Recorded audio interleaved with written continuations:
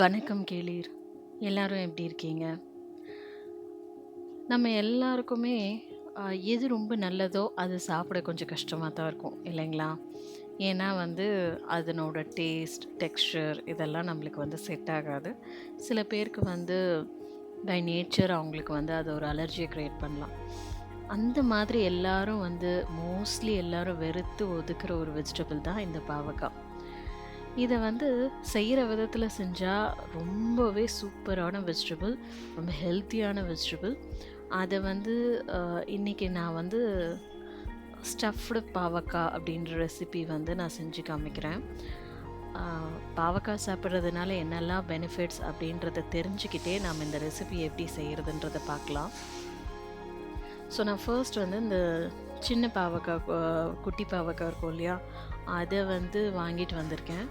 அதில நான் ஃபர்ஸ்ட் அதனோட எட்ஜஸ் எல்லாம் கட் பண்ணிட்டு, நடுவுல ஒரு ஸ்லிட் போட்டு, அதனோட விதையெல்லாம் எடுத்துடுறேன்.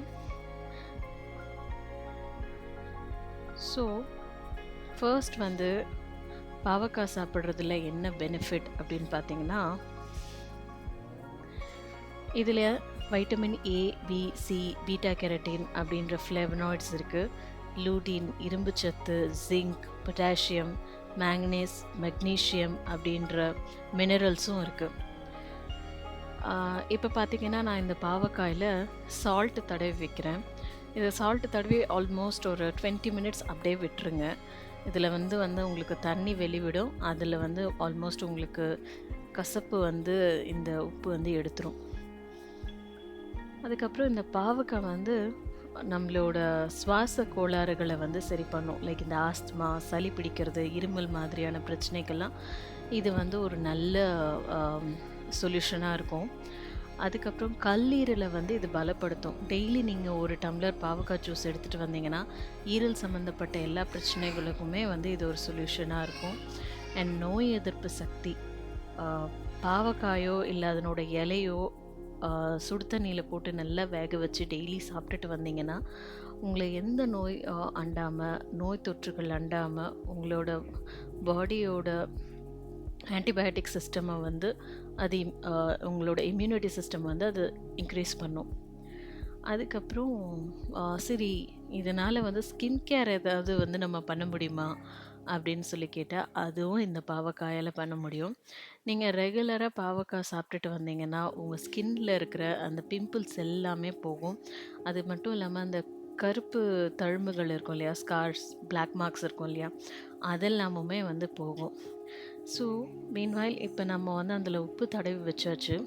நெக்ஸ்ட்டு அதுக்கு ஒரு அ மசாலா நம்ம அரைக்க போறோம். வேர்க்கடலை, அ உளுத்தம்பருப்பு, சீரகம், தனியா இதெல்லாம் போட்டு நல்லா ட்ரை ரோஸ்ட் பண்ணிவிட்டு, அப்புறம் மிளகா, காரத்துக்கு தேவையான மிளகா, இது எல்லாமே சேர்த்து ட்ரை ரோஸ்ட் பண்ணி கோர்ஸாக அரைச்சி வச்சுக்க போகிறோம். என்கிட்ட கடலை பருப்பு இல்ல. இல்லைன்னா கடலை பருப்பும் நம்ம சேர்த்துக்கலாம். சோம்பு சேர்த்துருக்கேன். அ கடலை பருப்பு சேர்க்கும்போது இன்னுமுமே நல்லாயிருக்கும். உளுத்தம் பருப்பை விட கடலை பருப்பு சேர்த்துக்கலாம். ரொம்ப நல்லாயிருக்கும். அப்படி இல்லை அப்படின்னா பொட்டுக்கடலையை ஆ, நல்லா கோர்ஸாக அரைச்சு லாஸ்ட்டில் தூவி விடலாம். அதுவும் உங்களுக்கு ஒரு மாதிரி நல்லா கிறிஸ்பியாக இருக்கும். இப்போ இந்த மசாலா எல்லாமே நல்லா ட்ரை ரோஸ்ட் பண்ணிவிட்டு ஆற விட்டுட்டு நான் கோர்ஸாக அரைச்சிக்க போகிறேன். அதுக்கப்புறம்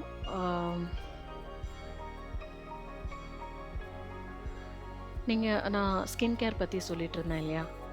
ஒரு 6 மாசத்துக்கு நீங்க பாவக்காய் ஜூஸோட லெமன் ஜூஸையும் சேர்த்து கலந்து காலையில வெறும் வயித்துல சாப்பிட்டுட்டு வந்தீங்கன்னு சொன்னா, இந்த பிளாக் மார்க்ஸ் அதுக்கப்புறம் ஆ இந்த என்ன சொல்றது?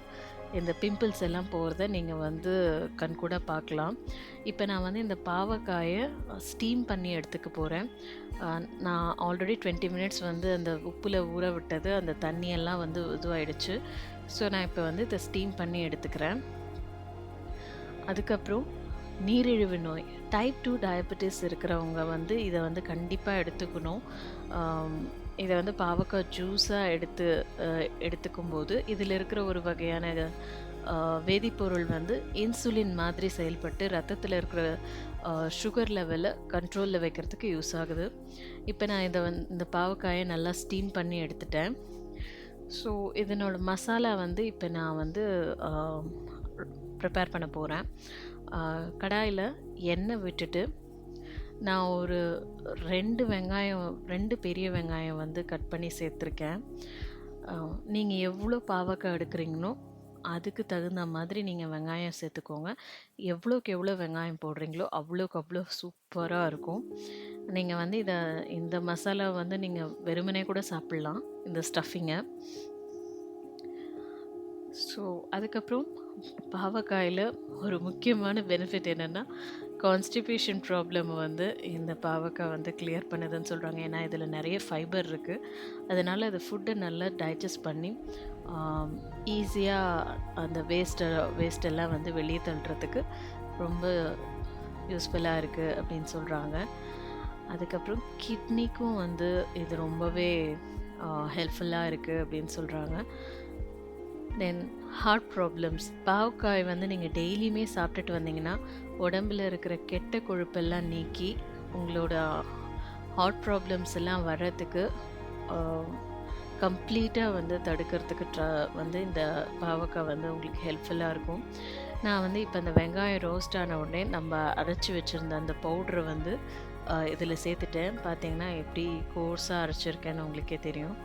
இப்போ நான் என்ன பண்ணுறேன்னா, அந்த நம்ம ப்ரிப்பேர் பண்ணி வச்சுருக்கிற மசாலாவை வந்து நான் அந்த பாவக்காயில் வந்து ஸ்டஃப் பண்ணிக்கிறேன்.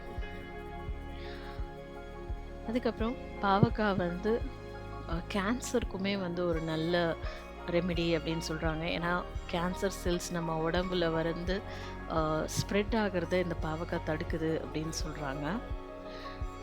வெயிட் லாஸ்க்கு ரொம்பவே வந்து ஹெல்ப்ஃபுல்லாக இருக்குன்னு சொல்கிறாங்க.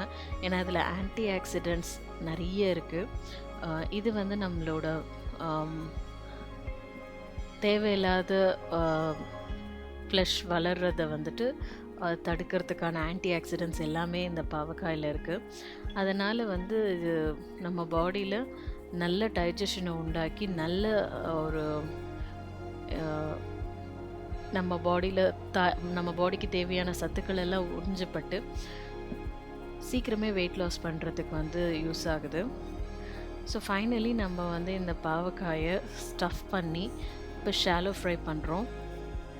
நான் வந்து ஒரு மிஸ்டேக் பண்ணது என்னென்னா, இதை வந்து நான் அப்படியே வந்து ஃப்ரை பண்ணுறேன்.